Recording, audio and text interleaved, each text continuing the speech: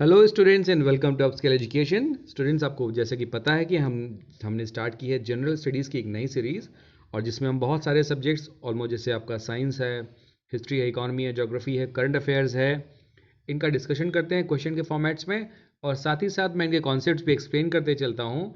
उसी सीक्वेंस में आज यानी कि ट्यूसडे को इकोनॉमी का टर्न था मॉर्निंग में, पर मैं थोड़ा सिक था, इसलिए मैंने अभी शाम को मैं डाल रहा हूँ ये शेड्यूल। और देख सकते हैं आप, टाइम टेबल आपके सामने लगा हुआ है, कैसे किस किस दिन क्या क्या मिलेगा आपको। जो इंपॉर्टेंट सब्जेक्ट्स हैं उनको 3 दिन पढ़ाएंगे, और जो कम पूछे जाते हैं उन्हें 2 दिन। और संडे को मॉर्निंग में करंट अफेयर्स होगा वीकली, और शाम को ओवरऑल टेस्ट आपका होगा। तो बेटा आगे देखते हैं। अगर आप सब्सक्राइब नहीं किया तो सब्सक्राइब कर लीजिए, वीडियो देखिएगा, शुरू से आखिरी तक देखिएगा। इकोनॉमी के सारे क्वेश्चंस कॉन्सेप्ट के साथ में मैं एक्सप्लेन करूंगा, और आने वाले जो एग्जामिनेशन उनमें आपको ये बहुत हेल्प करेंगे। जितने भी क्वेश्चंस मैंने इसमें डाले हैं ये सारे किसी न किसी एग्जामिनेशन में पूछे गए हैं, इसलिए बहुत इंपॉर्टेंट होते हैं कि अलग अलग कॉम्पिटिशन्स में अलग अलग तरीके से ये पूछे जा सकते हैं। तो आज का जो पहला सवाल है उसको देखते हैं। ये कह रहा है कि भारत में राजकोषीय नीति कौन बनाता है? फिस्कल पॉलिसी इंडिया में फॉर्मुलेट कौन करता है? देखिए, फिस्कल पॉलिसी होती क्या, पहले जरा ये समझिएगा। गवर्नमेंट का एक्सपेंडिचर जो है, एक्सपेंडिचर मतलब सरकार खर्च कैसे करेगी, और सरकार की टैक्स पॉलिसी क्या होगी। सरकार खर्च कैसे करेगी, या कह लो इन्वेस्टमेंट कैसे करेगी, और साथ ही साथ सरकार की टैक्सेशन पॉलिसी क्या होती है, ये कौन डिसाइड करता है? यही आपकी फिस्कल पॉलिसी या भारत की राजकोषीय नीति में होता है। इसमें सरकार ये देखती है कि आपका मार्केट जो है वो कैसा चल रहा है। अगर मार्केट डाउन होता है तो क्या करती है? पैसे को इन्वेस्ट करती है, टैक्स रेट्स को कम कर देती है, ताकि लोग आसानी से लोन लें और खर्चा करें। अगर मार्केट हाई होता है या इन्फ्लेशन की सिचुएशन आ जाती है, मुद्रास्फीति या महंगाई की, तो क्या करती है? टैक्स रेट को थोड़ा सा बढ़ा देती है। राइट। तो इस तरह से जो अप डाउन हो रहा है टैक्स पॉलिसी में, और जो चेंज किया जा रहा है एक्सपेंडिचर में, खर्च में या इन्वेस्टमेंट में, विनिवेश में या निवेश में, इस पॉलिसी को कहा जाता है फिस्कल पॉलिसी। और ये कौन देखता है? ये देखती है आपकी फाइनेंस मिनिस्ट्री या वित्त मंत्रालय। कौन देखता है भाई? वित्त मंत्रालय देखता है, जिसमें इस समय आपकी फाइनेंस मिनिस्टर कौन है? श्रीमती निर्मला सीतारमण। आगे आते हैं, क्वेश्चन देखते हैं बेटा। क्वेश्चन कहता है किसी राष्ट्र की राष्ट्रीय आय क्या होती है? भाई नेशनल इनकम क्या होती है? राइट। तो नेशनल इनकम इसमें दिया हुआ है गवर्नमेंट का एनुअल रेवेन्यू, वार्षिक जो रेवेन्यू है, यानी कि वार्षिक आय जो सरकार की हुई है वो होगी। दूसरा कह रहा है जितनी भी फैक्टर आय हो आपकी हुई हैं उनका टोटल किया जाए। फिर कहता है surplus of public sector enterprises, public sector enterprise का जो बोनस मिला है वो होगा, या एक्सपोर्ट में से इंपोर्ट को माइनस कर देंगे वो होगा। देखिए ऐसा है, गवर्नमेंट की जो एनुअल रेवेन्यू मिलती है इसमें आपकी इनकम तो होती है बेटा, ठीक है, लेकिन इसमें एक्सपेंडिचर या टैक्स नहीं जुड़ा होता है ना। इसमें हम टैक्स कैलकुलेट नहीं करते हैं, इसलिए गवर्नमेंट का एनुअल रेवेन्यू या सरकार की जो राष्ट्रीय आय होगी उसको कैलकुलेट नहीं किया जाता है, उसको राष्ट्रीय आय नहीं माना जाता है। किसको मानेंगे हम? मानेंगे ऑप्शन बी को, sum total of factor income, यानी कि जो हमारी लागत आई है और इंक्लूडिंग उस लागत पर हमने क्या प्रॉफिट कमाया है, सारे टैक्सेस को निकाल करके, ठीक है, सारे टैक्सेस को निकाल करके हमारी क्या लागत आई उसको हम क्या कहते हैं? उसको हम कहते हैं राष्ट्रीय आय या नेशनल इनकम। ओके, इसको आप ऐसे कह सकते हैं कि एनडीपी माइनस डेप्रिसिएशन। ये पढ़ाऊंगा आपको, इसके लेक्चर्स डालूंगा, तब आप डिटेल में इसको देख लीजिएगा। फिलहाल समझिए कि जो टोटल होगा फैक्टर इनकम, उसका जो सम टोटल होगा उसी को आपकी राष्ट्रीय आय कहा जाता है, और ये हर साल कैलकुलेट की जाती है। फिर देखते हैं निम्नलिखित में से कौन राष्ट्रीय आय ज्ञात करने की विधि नहीं है? अच्छा भाई, not method of estimating national income. देखिए नेशनल इनकम निकालने के 3 जो है प्रोमिनेंट मेथड्स हैं। पहला आता है आपका एक्सपेंडिचर मेथड, या इसको आप कह सकते हैं खर्च विधि। ठीक है भाई, खर्च कितना खर्च हुआ इससे निकाल लिया। फिर आपका आता है प्रोडक्ट मेथड, उत्पाद कितना किया हमने, उत्पादन कितना किया, गुड्स एंड सर्विसेज कितनी हमारी आई। तीसरा आता है इनकम मेथड, आय की, ठीक है, ये आय विधि कही जाती है। इसमें मैट्रिक्स मेथड कोई तरीका नहीं है, तो आंसर क्या हो जाएगा इसका? सी, मैट्रिक्स मेथड ज्ञात करने की विधि नहीं है। अगला क्वेश्चन देखते हैं कि भाई डब्ल्यूटीओ सामान्यतः किसको प्रोत्साहन देता है? World Trade Organization. World Trade Organization का काम क्या होगा? देखिए नाम ही है कि विश्व आर्थिक संगठन क्या करेगा? ये व्यापार संगठन क्या करेगा भाई? विश्व व्यापार संगठन क्या करेगा? ये चाहेगा कि जितने भी देश आपस में हैं वो सब आपस में क्या करें, आपस में बिजनेस करते रहें, वो सारे आपस में बिजनेस करते रहें। तो जब आपस में बिजनेस करते हैं इसे क्या कहते हैं, मल्टीलेटरल ट्रेड। ठीक है, ट्रेड मतलब बिजनेस हो रहा, मल्टीलेटरल, मल्टी मतलब बहुत सारे लोग आपस में बिजनेस कर रहे हैं, इसको क्या बोलते हैं, मल्टीलेटरल ट्रेड बोला जाता है। अब बात आती है कि WTO का हेडक्वार्टर कहाँ। देखिए WTO से जुड़ा हुआ एक सवाल अभी जितने भी लेटेस्ट एग्जामिनेशन हुए हैं सितंबर 2021, अक्टूबर 2021 सब में पूछा गया है। ठीक है, IAS में भी आया था, PCS में भी आया था और कई एग्जामिनेशन में पूछा गया है। क्या पूछा गया है कि इसका हेडक्वार्टर कहाँ पर है, पहले तो ये देख लो, इसका हेडक्वार्टर है जिनीवा। जिनीवा कहाँ पर पड़ेगा, ये पड़ेगा आपका स्विट्जरलैंड में, जिनीवा में है भाई, स्विट्जरलैंड में। दूसरी चीज जो उसमें पूछी गई है वो ये है बेटा कि इसकी चेयरमैन कौन है। देखिए अभी इसकी चेयरमैन जो बनी है वो पहली महिला है। ठीक है, WTO में अभी तक कोई फीमेल चेयरमैन नहीं थी या डायरेक्टर कह लो, जो भी इसमें कहा जाता है।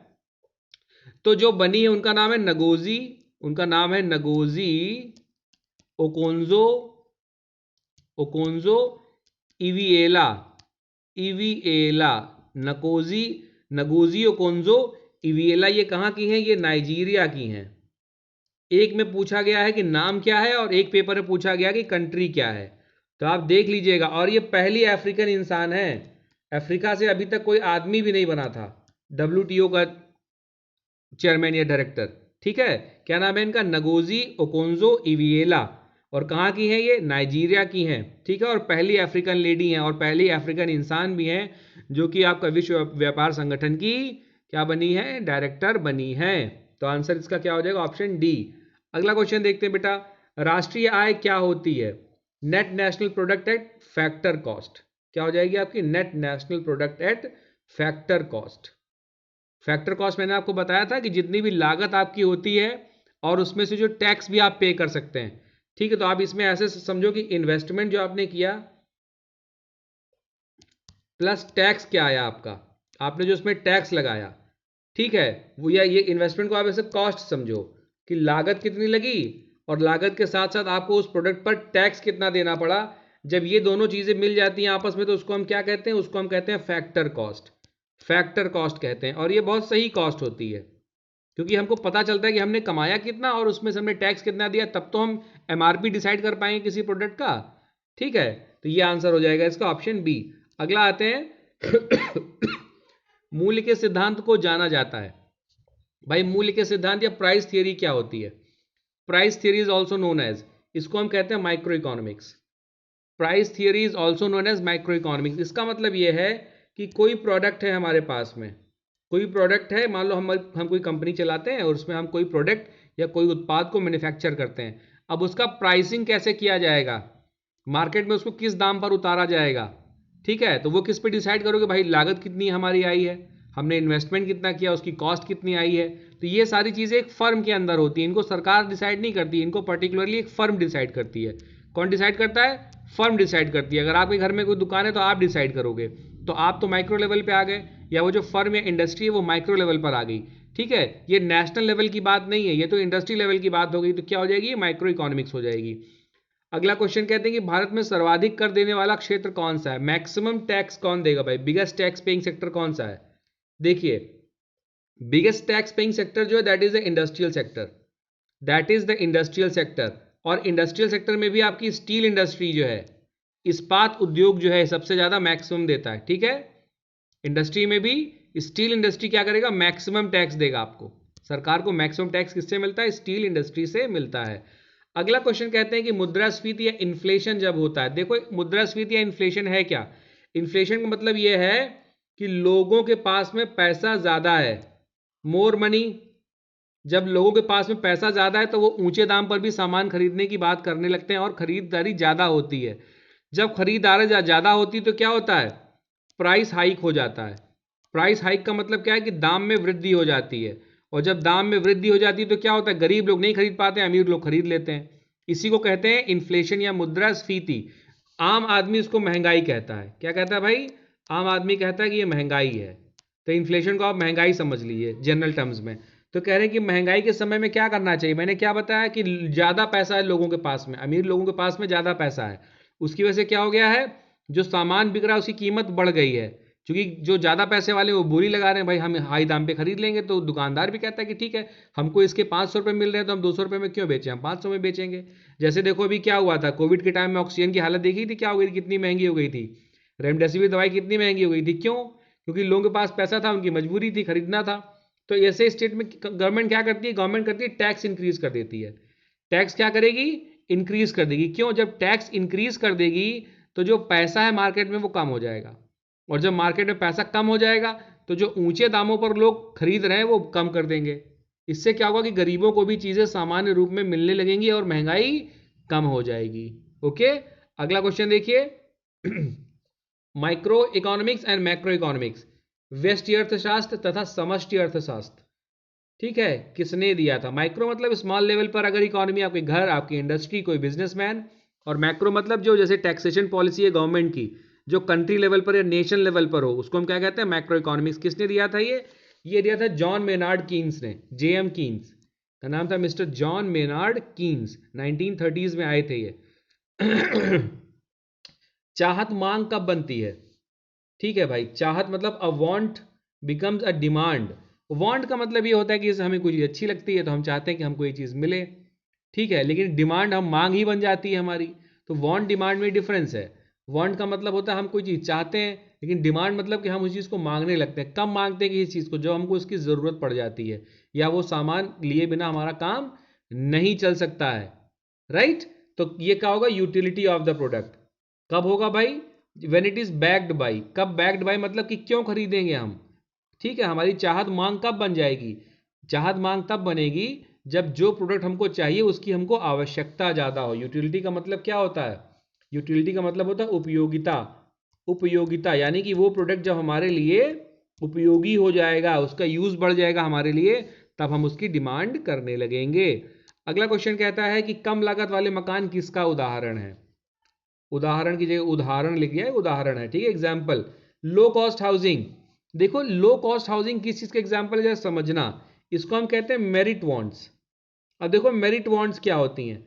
मेरिट वांट क्या होगी, जैसे आप खाना खाते हैं, फूड खाते हैं, तो बेटा फूड में क्या होगा, फूड में अगर न्यूट्रिशियस फूड है, ठीक है, तो न्यूट्रिशियस फूड अगर है तो वो आपको जरूरत है उसकी है ही, उसके बगैर तो काम चलना नहीं है। मकान क्या आ गया, मकान आपकी एसेंशियल नीड है, इसके बगैर काम चलना ही नहीं है, ठीक है। अब लो कॉस्ट हो तब भी कोई दिक्कत नहीं है भाई, जो गरीब हैं वो लो कॉस्ट बना लेंगे, मकान तो रहने के लिए चाहिए ही ना। इस तरह की जो मांगे होती हैं इनको हम कहते हैं मेरिट वांट्स, ठीक है। इस तरह की जो मांग है जिनके बगैर हमारा काम नहीं चलना है, ठीक है, जरूरत है।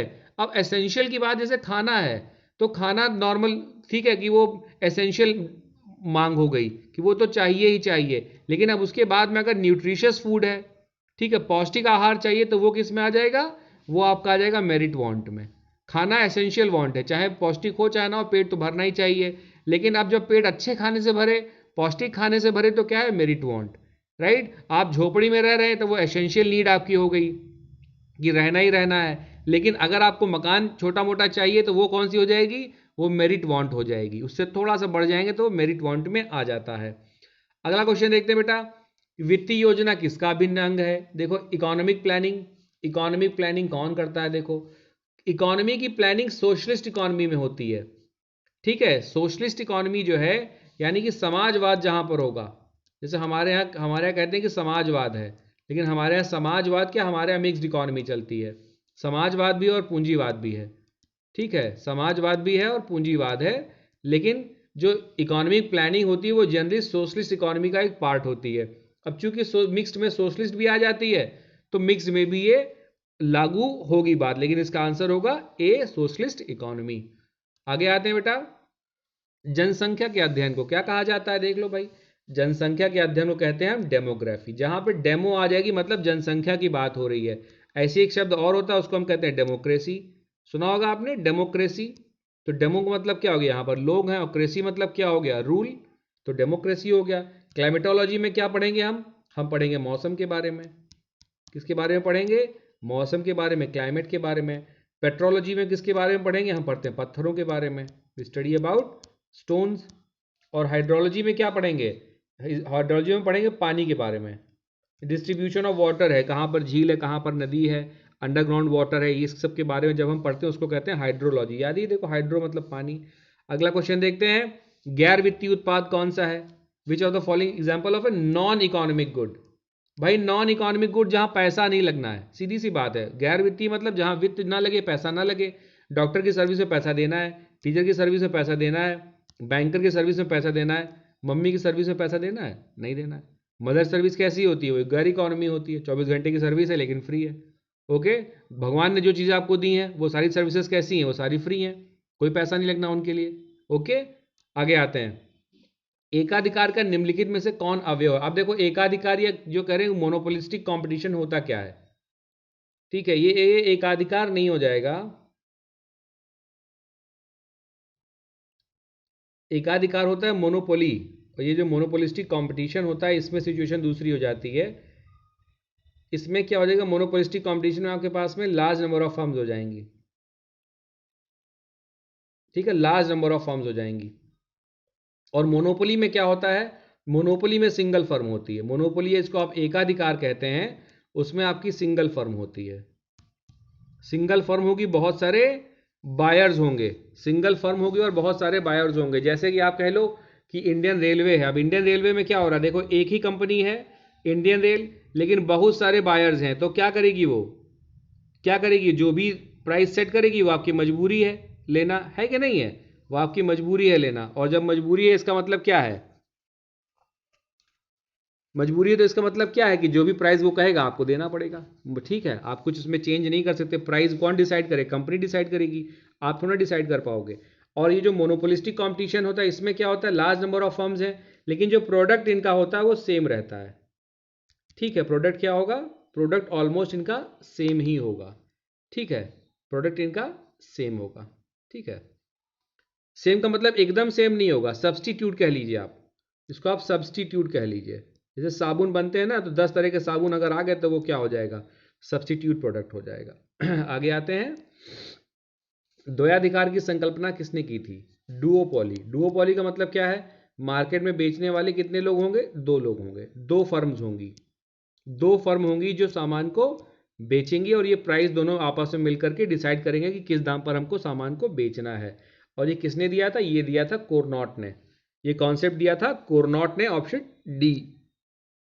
अगला क्वेश्चन कह रहे हैं कि भूमि के कौन से उपयोग विशेष आर्थिक क्षेत्र, स्पेशल इकोनॉमिक जोन्स क्या होते हैं? देखो जरा समझना, स्पेशल इकोनॉमिक जोन्स क्या होता है? जो भी कंट्री के बॉर्डर्स हैं, तो बॉर्डर्स में क्या करते हैं? एफडीआई को बढ़ावा देने के लिए, फॉरेन डायरेक्ट इन्वेस्टमेंट जो होता है, ठीक है, उसको बढ़ावा देने के लिए क्या किया जाता है कि कंट्री के बॉर्डर्स पर कुछ स्पेशल जोन्स मतलब एरिया फिक्स किए जाते हैं जहां पर स्पेशल बिजनेस चलता है, और वहां के जो टैक्स रेट्स होते हैं उनमें थोड़ी कटौती की जाती है। इसलिए की जाती है, और कुछ स्पेशल प्रोडक्ट्स ही बनाए जाते हैं, जैसे जहाँ जिसमें से हमको विदेशी निवेश मिले, फॉरेन के लोग आकर के हमें इन्वेस्टमेंट करें, उनको लालच देने के लिए। ठीक है, और वहाँ की टैक्सेशन पॉलिसीज अलग होती हैं।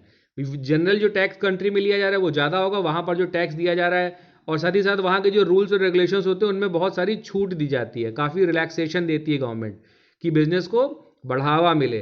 ठीक है, अब जो स्पेशल इकोनॉमिक जोन्स हैं उसमें कौन कौन सी चीज़ें आती हैं पहले ये देख लीजिएगा। क्या आ जाएगा? आपका आईटी सेक्टर हो जाएगा, बिल्कुल हो जाएगा। फिर एजुकेशनल इंस्टीट्यूशंस भी हो सकते हैं, मार्केटिंग सेंटर्स भी हो सकते हैं। देखिए उसमें फ्री ट्रेड सेंटर नहीं होंगे। ठीक है, फ्री ट्रेड सेंटर नहीं होंगे, इसमें रेस्ट्रिक्शन रहता है। सरकार जिसको चाहेगी वही कंपनी आएगी, या पर्टिकुलर एक कंपनी डिसाइड कर देगी भाई ये कंपनी यहाँ पर इस चीज़ के प्रोडक्ट बिकेंगे तो वही बिकेंगे।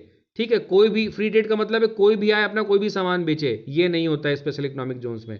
नाम ही है स्पेशल, तो स्पेशल मतलब अगर आईटी सेक्टर है तो वो आईटी सेक्टर ही होगा और कुछ नहीं। ओके, आगे आते हैं। ब्रेन ड्रेन, भाई ब्रेन ड्रेन क्या है? देखिए ये अब आपके मोदी जी गए थे अमेरिका में, ठीक है, हाउडी मोदी हुआ था वहां पे, है ना? क्या हुआ था? हाउडी मोदी, कुछ याद आया होगा, हाउडी मोदी। तो उस समय डोनाल्ड ट्रंप थे वहां के प्रेसिडेंट, तो वहां पर क्या ब्रेन ड्रेन की बात की गई थी। ब्रेन ड्रेन का मतलब क्या होता है कि हमारे पास ब्रेन तो है, लेकिन ड्रेन का मतलब वो नाली में चला जा रहा है। नाली का मतलब ये है कि जो आपके पास बुद्धि है वो क्या हो रही? बह रही है, निकल जा रही है। क्यों भाई लीक क्यों हो रही है? क्योंकि आपके पास लैक ऑफ एम्प्लॉयमेंट है, आपके पास नौकरी नहीं है ना? एम्प्लॉयमेंट की अपॉर्चुनिटीज की क्या है? कमी हो रही है, इसलिए ब्रेन ड्रेन होता है। अगला क्वेश्चन देखते हैं, सरप्लस बजट को कब लाया जाएगा? सरप्लस बजट होता क्या, पहले ये समझो। जब हमारे पास इनकम एक्सपेंडिचर यानी खर्च से ज़्यादा इनकम हो, यानी कि इनकम जो है वो हमारी ज़्यादा हो किससे, एक्सपेंडिचर से, एक्सपेंडिचर से ज़्यादा हमारी इनकम हो जाती है, तब हम क्या लाते हैं, सरप्लस बजट लाते हैं। घर में जब खर्चे से ज़्यादा पैसा होता है तब आप कहते हैं कि आज चलते हैं रेस्टोरेंट में पार्टी कर लेते हैं, है कि नहीं है। और जब ज़रूरत भर का पैसा होता है तो नॉर्मल खर्चा चलाते हैं, और जब कम होता है तो उसमें खर्चे में भी कटौती करने लगते हैं। तो सीधी सी बात है, कब आएगा, डिप्रेशन में आएगा। डिप्रेशन मतलब मंदी, क्या मंदी में आएगा, नहीं मंदी में तो नहीं आएगा। बूम का मतलब क्या होता है, जब बिल्कुल अपनी चरम अवस्था पर हो इकोनॉमी, यानी कि इसमें खूब फायदा, आपको बहुत लाभ हो रहा हो, सीधे समझो अत्यंत लाभ फायदा हो रहा हो। वॉर का मतलब क्या, युद्ध में, युद्ध में तो बिल्कुल भी नहीं, क्योंकि काफ़ी डिप्रेशन आ जाता है, उस समय पैसे कमी पड़ जाती है। और फेमाइंस में, फेमाइन का भुखमरी में करेंगे ऐसा, भुखमरी में सरप्लस बजट आएगा, नहीं भुखमरी में भी नहीं आएगा। किस में आएगा, बूम में आएगा। जब बूम होगा, जब बहुत ज़्यादा प्रॉफिट हो रहा होगा इकोनॉमी को। अगला क्वेश्चन देखते हैं, हीरे पानी से महंगे होते हैं, very good. Diamonds are priced higher than water because, क्यों है देखो, क्योंकि लोग उनको सस्ते दामों पर नहीं खरीदते हैं, नहीं वैसा बिल्कुल नहीं है, सस्ते दामों में मिलेंगे, सस्ते दामों में खरीदेंगे, उनको क्या है। They are sold by selected firms with monopolistic powers, selected firms उनको बेच रही हैं, ऐसा भी नहीं है। हाँ ठीक है, फर्म सेलेक्टेड हैं, पर इतनी भी सेलेक्टेड नहीं है, बहुत जगहों पे आपको हीरा मिल जाएगा अभी, तो ये वाला भी नहीं होगा। फिर their marginal utility to buyers is higher than that of water, अच्छा their total utility to buyers is higher than that of water. देखो टोटल यूटिलिटी की बात आती है, जैसे हीरा जो है लोगों के लिए पानी से ज़्यादा फायदेमंद है, ऐसा तो यार है नहीं, पानी ज़्यादा फायदेमंद है, ठीक है। अब देखो मार्जिनल यूटिलिटी और टोटल यूटिलिटी दो बातें आती हैं, तो यहाँ पर पहले हम डिस्कस करते हैं मार्जिनल यूटिलिटी क्या होता है। मार्जिनल यूटिलिटी का मतलब ये है कि आपको जहाँ पर कस्टमर को ये लगे कि अगर ये हम और ख़रीद लेंगे तो हमको और ज़्यादा सुकून मिलेगा, हमको और ज़्यादा खुशी मिलेगी, है बात। जैसे इंसान अगर कहता है कि भाई लड्डू खा लेते हैं, तो जनरल लड्डू कितने खाएगा, जब तक उसको भूख होगी खा लेगा, ठीक है। लेकिन अब अगर सोना खरीदता है तो सोचता है चलो इसको स्टॉक करते चले जाते हैं, स्टॉक करते चले जाते हैं, क्यों, लालची है इंसान। उसको लगता है कि जितना ज़्यादा सोना होगा उतनी हमारी लाइफ आगे ईजी हो जाएगी, जितना ज़्यादा हीरा होगा उतनी लाइफ हमारी आगे ईजी हो जाएगी, हम उतने ज़्यादा अमीर कहलाएंगे, है बात कि नहीं है। तो इसको क्या कहते हैं, इसको कहते हैं मार्जिनल यूटिलिटी। इसको क्या कहा जाता है, इसको हम कहते हैं मार्जिनल यूटिलिटी। जब सामान की ज़रूरत से ज़्यादा आपको ये लगे कि ये सामान अगर 1 यूनिट और एक्स्ट्रा आ जाएगा तो हमको और मज़ा आएगा, ठीक है। मान लो 20 यूनिट की ज़रूरत है और 20 के बाद अगर 1 यूनिट आपको और चाहिए, तो मार्जिनल यूटिलिटी आपको लेगा आपकी बढ़ गई, फिर एक और, फिर एक और, ऐसे करके आपको लगता है कि ये सामान जितना आता जाए उतना ही ज़्यादा हमको सेटिस्फैक्शन होता जाएगा। तो ज़रूरत के आगे जितनी भी यूटिलिटी आप बढ़ाते जाएंगे उतना ही सेटिस्फैक्शन आपका बढ़ता जाएगा, इसको हम कहते हैं मार्जिनल यूटिलिटी, और इसीलिए हीरा जो है वो ज़्यादा महंगा होता है। आगे आते हैं, निम्नलिखित में से कौन उत्पाद तथा सेवाओं में निवेश खर्च नहीं है। उत्पाद और सेवा मतलब गुड्स एंड सर्विसेज जो आपकी हैं, ठीक है, उसमें से इन्वेस्टमेंट एक्सपेंडिचर नहीं है, यानी कि ऐसी कौन सी इसमें से खर्चा ऐसा है जो कि गुड्स एंड सर्विसेज के लिए एज एन इन्वेस्टमेंट या निवेश की तरह काम करता है, ठीक है। निवेश मतलब कि आगे चल करके फायदा देगा हमको। परचेज ऑफ मशीनरी, भाई मशीनरी की परचेज करोगे तो फायदा मिलेगा, मिलेगा, नई मशीनें लाओगे ज़्यादा काम करेंगी। फिर बिजनेस इन्वेंट्रीज, इन्वेंट्रीज का मतलब होता है सीधे समझो गोदाम, तो गोदाम अगर बढ़ाओगे तो जाहिर तब भी फायदा होगा, क्यों फायदा नहीं होगा भाई, सामान ज़्यादा लगाओगे, आगे जब तुमको तुम्हारी सेल बढ़ेगी। फिर मेन प्लांट को बढ़ा दिया जाए, कंपनी का जो मेन प्लांट है उसको थोड़ा सा बड़ा कर दिया जाए तो तब भी फायदा होगा। फिर कह रहा है परचेज ऑफ ए हाउस, अब अगर आप घर खरीदते तो इससे बिजनेस में क्या फायदा है, बिजनेस में कोई फायदा नहीं है, ये कोई इन्वेस्टमेंट थोड़ी ना बिजनेस का। तो आंसर क्या हो जाएगा, option D will be the right answer. अगला क्वेश्चन देखते हैं, निम्नलिखित में से कौन राजकोषीय नीति का घटक नहीं है। भाई राजकोषीय नीति क्या होती है, फिस्कल पॉलिसी। फिस्कल पॉलिसी मैंने आपको भी पहले बताया था क्या क्या होता है उसमें, कि गवर्नमेंट का इनकम क्या हो रही है और उसको इनकम को वो डिस्ट्रीब्यूट कैसे करेगी, और साथ ही साथ उसके टैक्स रेट जो है वो उनको घटाएगी कि बढ़ाएगी या नॉर्मल रखेगी, ये सारी चीज़ें किसमें आती हैं, फिस्कल पॉलिसी में आती हैं, और ये बजट का बहुत इंपॉर्टेंट पार्ट होता है। क्या कह रहे हैं भाई कि इसमें से कौन सा ऐसा है not an instrument of fiscal policy. Open market operations हो रहे हैं, टैक्सेशन हो रहा है, पब्लिक बोरिंग हो रही है और पब्लिक एक्सपेंडिचर हो रहा है। इसका आंसर होगा ओपन मार्केट ऑपरेशंस, ठीक है। देखो टैक्सेशन तो होता बताया था, पब्लिक बोरोइंग मतलब सरकार से पैसा लेगी, ठीक है, और पब्लिक एक्सपेंडिचर मतलब लोगों के ऊपर खर्चा करेगी, तो ये तो होता है। ओपन मार्केट ऑपरेशंस इसका कोई लेना देना नहीं है। ओपन मार्केट ऑपरेशंस मतलब है कि मार्केट में कौन सी एंटिटीज आ रही हैं, कौन सी एंटिटीज जा रही हैं, उससे क्या मतलब है इसका, फिस्कल पॉलिसी का। कोई भी आकर के अपना सामान आए बेचे, उससे आपकी राजकोषीय नीति का कोई लेना देना नहीं है। उसका लेना देना बस इतना है, टैक्स से हमारी इनकम क्या है और हमारा एक्सपेंडिचर क्या है, ये चीज़ है। तो देखो टैक्स भी है, बोरोइंग मतलब आप इनकम में जोड़ लीजिए और एक्सपेंडिचर मतलब आप खर्च में जोड़ लीजिए।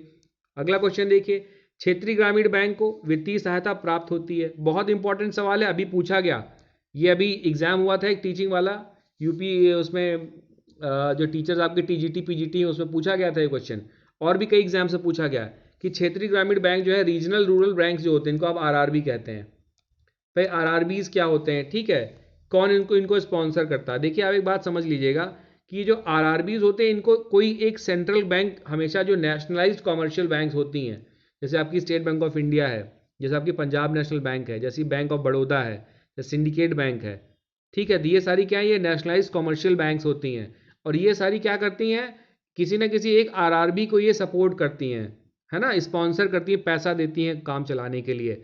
तो देखिए सबसे पहले आपके आरआरबी आई 1975 में, 2 अक्टूबर 1975 को महात्मा गांधी के जन्मदिन के लिए आई।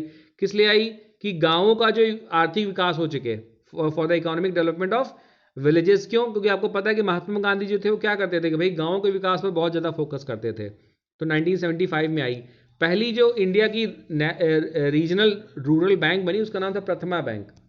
क्या नाम था उसका, it's name was Prathama bank. कहाँ पर ओपन हुई है, ओपन हुई मुरादाबाद में। मुरादाबाद कहाँ पे है, मुरादाबाद कहाँ पे भाई, Moradabad is in UP, UP में ओपन की गई। और इसकी स्पॉन्सर्ड बैंक कौन सी थी, इसकी स्पॉन्सर बैंक कौन सी थी जरा देखिए, सिंडिकेट बैंक, ठीक है, सिंडिकेट बैंक ने इसको स्पॉन्सर किया। ये क्वेश्चन बहुत इंपॉर्टेंट, यही पूछा गया था कि पहली बैंक कौन सी थी, ठीक है, और कहाँ पर ओपन हुई थी, तो मुरादाबाद में ओपन हुई है, नाम था प्रथमा बैंक। और सब इसको स्पॉन्सर किसने किया, सिंडिकेट बैंक ने स्पॉन्सर किया। और साथ ही साथ कब ओपन हुई, 1975 में ओपन हुई। अब देखिए इसमें नीचे रेशियो दिया हुआ है, ये रेशियो आप देख रहे होंगे भाई, ये रेशियो क्या है जरा देखिएगा, 50%। अगर आप इसमें कह लीजिए कि स्टेक किसका कितना है, स्टेक इन द सेंस कि इस पर मिल्कियत किसकी कितनी होती है, तो 50% जो होगी वो सेंट्रल गवर्नमेंट की होगी। 50% किसकी भाई, सेंट्रल गवर्नमेंट की है। और 35% किसकी आ जाती है, 35% किसकी आती है, स्टेट गवर्नमेंट की आ जाती है, ठीक है, 35% आपकी आ गई स्टेट की, और सॉरी 15% स्टेट की, और 35% किसकी हो जाएगी आपकी, जो नेशनलाइज्ड बैंक्स हैं, जो भी नेशनलाइज्ड बैंक उसको क्या करेगी, स्पॉन्सर करेगी उसको, उसका स्टेक कितना होगा, 35% होगा, 50% सेंट्रल बैंक का होगा, और स्टेट बैंक का कितना होगा, जो भी स्टेट्स उसको सपोर्ट कर रहे हैं उनका कितना होगा, 15% स्टेक होता है। अगला क्वेश्चन में हम आते हैं, देखते हैं कि निम्नलिखित में से कौन आर्थिक विकास का एक मानक है।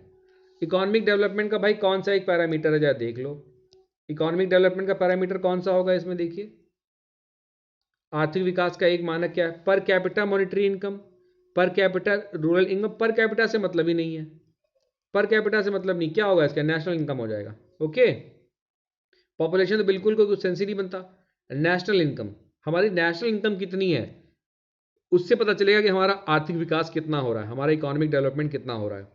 अगले क्वेश्चन में आते हैं, नाबार्ड स्टैंड्स फॉर, नाबार्ड क्या है भाई, national bank for agriculture and rural development, national bank for agriculture and rural development. तो स्टूडेंट्स ये थे हमारे 25 क्वेश्चन। आई होप कि आपको एक सीरीज आपको अच्छी लगी होगी, एक्सप्लेनेशन आपको ठीक लगा होगा।